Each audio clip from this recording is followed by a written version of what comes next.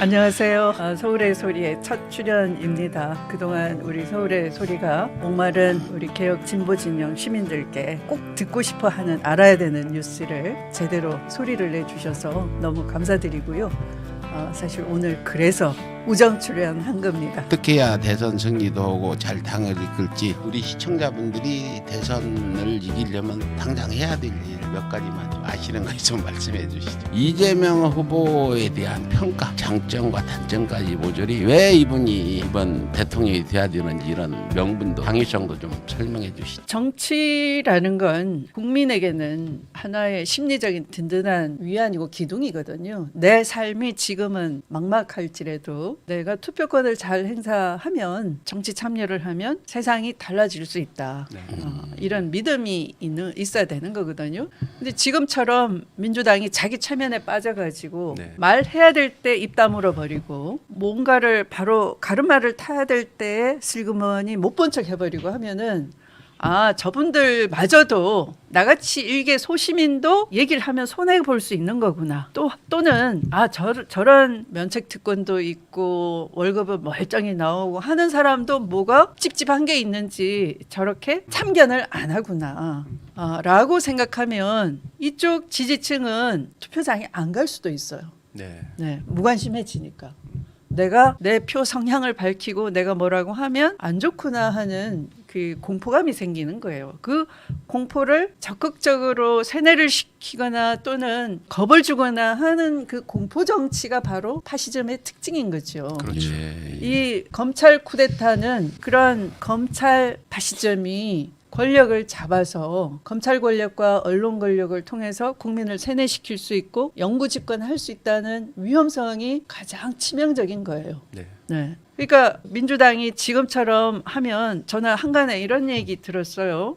문재인 정권 한번 혼내고 싶다. 코로나로 서민이 어려운데 잘 모르는 것 같다. 그래서 그러면 윤석열 검찰총장이 서민 마음을 잘 알겠냐 이렇게 얘기하니까 그래도 상관없다. 왜냐하면 민주당 의석이 180석 가까이 되니까 또 파면시키지 않겠느냐. 네, 그런 그 이상한 궤변. 그렇네요. 네. 그런데 대통령도 계시고 뭐 국회의장도 민주당 출신이고 180석이 있는데도 검찰총장에 대해서 법무부 장관이 키웠다라고 탓을 대고 거기에 옳고 그름을 얘기하지 않고 심지어 대통령께서는 막판에 문재인 대통령은 검찰총장이다라고 하시니까 행정법원의 중대 비위라는 판결이 있기 전까지는 그냥 검찰총장이 옳았고 제가 무리하게 징계 청구를 했고 이렇게 돼 있잖아요. 그런 마당에 대통령 권력이 넘어가면 검찰 권력이 대통령 권력과 한 편을 먹어버리고 언론도 한 편이 돼버리면 누가 어떻게 파시즘이죠. 대통령을 탄핵하겠다고 얘기할 수 있겠습니까? 네, 그렇습니다. 투표를 할 수 있겠습니까? 국회 해산시켜버리지. 이재명 후보에 대한 평가, 장점과 단점까지 모조리 왜 이분이 이번 대통령이 돼야 되는지 이런 명분도 당위성도 좀 설명해 주시죠. 평가도 해 주시고. 이재명 후보가 장과 사범이라고 자꾸 그러는데요. 정말 진자리 마른 자리 다 안 가리고서 서민들과 함께 하니까 장과 사범이 된 거예요. 맞아요. 그 체크 해놨습니다. 저희가. 그냥 수입료 많이 받고 기업 사건 맡으면서 돈 되는 그런 소송하고 있었으면 정권 생길 정권 이유가 없죠. 사범 되지도 않아요. 그럼요. 네. 그리고 또 성남시의 공영 개발을 따내려고 하니까 시의회 의원들하고 싸우다 보니까 그런 무슨 특수 공무집행 방해 뭐 이런 식으로 또 엮이게 되는 것이고 또 거기서 울컥하니까 울게 되는 것이고 또 아까 그런 욕설도 뭐 친인척한테 적당히 핑계 대가지고 박영수처럼 대여금으로 꾸미든지 곽상도처럼 산재보험금이라고 우기든지 다 서류 마련 꾸며놓고서 그렇게 줬더라면 뭐 그냥 집안도 화목하고 했을 거예요. 그러나 뜻을 세우기를 내가 썩은 과일 먹고 줄임배 참아가면서 공장 노동자 옷을 입고 그것도 몸에 맞지 않은 헐렁한 옷을 입고 일하면서 청소년 시절을 보냈는데 그거 생각하니까 내가 그 마음을 알겠다. 청소년 때 그렇게 잘 못 입고 잘 못 먹으니까 사람이 위축되고 꿈을 피울 수도 없으니까 적어도 그 꿈을 어린 시절 좀 꿀 수 있겠는 내가 도와주겠다는 마음으로 뭐 과일 급식도 생각해내고 교복 무상 배급도 생각해내고 하는 거잖아요. 그러니까 본인이 그러잖아요. 나는 뭐 거창하게 뭐 나라의 비전을 막 설파하고 이론과 이념과 이런 것보다는 국민들한테 절실하게 필요한 것부터 풀어나가는 실용의 정치하겠다라는 거잖아요. 저는 이 정도 쯤이면 이 시대가 딱 들어맞는 지도자가 아닌가 생각을 해요.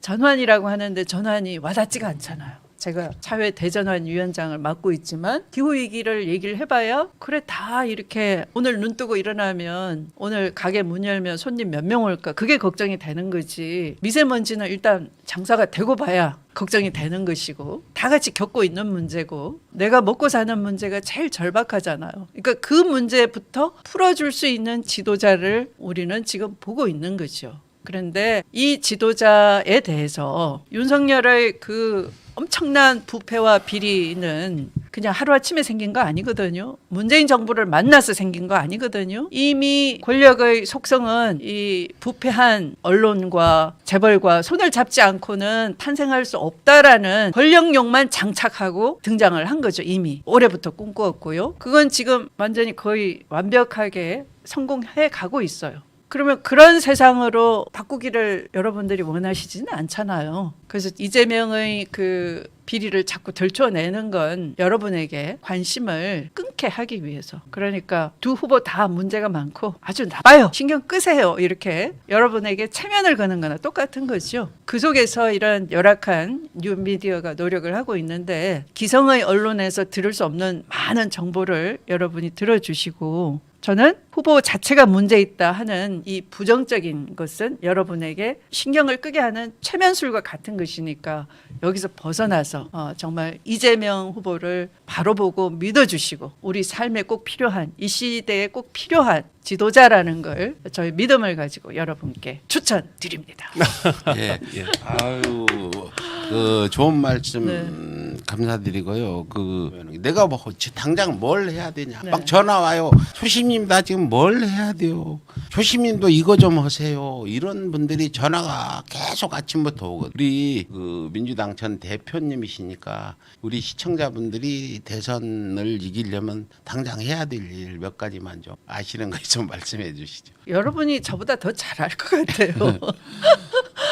저는 후보에 대한 믿음을 가지는 게 더 중요한 것 같아요. 우선 워낙 그 언론의 그 재뿌리기라고 할까요? 오염시킨 것에서 우리가 못 빠져나가거든요. 이번 후보 둘이 최악의 후보이고 제일 문제가 많다. 그래서 더 이상 관심을 안 갖게 만들어버리는 거죠. 그렇지 않아요. 한 후보는 도덕적으로 건강하고 부패하지 않았고 그 삶이 증명을 하고 있고요. 한 후보는 도덕적으로 최악의 후보이고요. 어쩌면 박근혜보다 더 많은 문제를 안고 있는 것이고요. 또 미래를 제시할 능력도 안 되는 후보인 것이고 그래서 이건 비교 자체가 불가능함에도 불구하고 국민들은 그렇게 알고 있지는 않거든요. 그게 이제 여러분이 제일 답답해서 어떻게 해야 되냐 하는 것인데 그래서 저는 우리가 네거티브를 하고 입을 다물지 말고 솔직하게 있는 문제에 대해서 말씀을 드려야 된다고 생각해요. 전과사범이라고요. 전과사범은 이래서 생긴 겁니다. 더 억울한 사람을 편들어 주려고 하다 보니 그의 편에 서서 함께 하다 보니 뒤집어 쓰게 된 겁니다. 나빠서 저지른 범죄가 아닙니다. 돈 욕심을 내서 부패한 돈을 받아서 저지른 범죄가 아닙니다. 남을 변호하다가 생긴 겁니다. 형수욕설도 이 성남 시장으로서 올바른 길을 가고자 하니까 생긴 시비입니다. 이렇게 자꾸 그 문제를 돌파해 주셔야 되고요. 한편으로는 또 아까 그런 주술의 정치, 검찰 쿠데타의 본질 그렇게 됐을 때 언론도 완벽하게 장악이 되고 다시는 민주주의를 복구하기에는 너무나 힘든 많은 세월이 지나야 된다라는 것을 또 말씀을 드려야 될 것 같아요. 그래서 때로는 가까이 있는 가족에서부터 또 좀 더 멀리 있는 분들에게도 전화를 거셔서 도와달라고 하셔야 될 것 같아요. 사실 여러분밖에 없죠. 네. 조심 백은종 그 투쟁의 기록 개벽이 출간되었습니다. 개벽은 이명박이 대통령으로 당선된 직후부터 시작되어 구속되기까지의 여정을 기록한 안티 이명박 투쟁의 역사입니다. 노무현 대통령 분향소를 침탈한 천인공노할 사건과 독도 소송을 함께한 이재명의 이야기, 그리고 이명박 독도 발언의 진실이 담겨 있습니다. 이재명을 저격한 김부선의 실체가 궁금하십니까? 윤석열 검찰이 백은종을 사찰한 이유가 궁금하십니까? 개벽에 모든 이야기가 담겨 있습니다. 시민운동가 백은종과 서울의 소리에 힘을 보태주십시오. 여러분의 지지와 성원을 기다립니다. 감사합니다.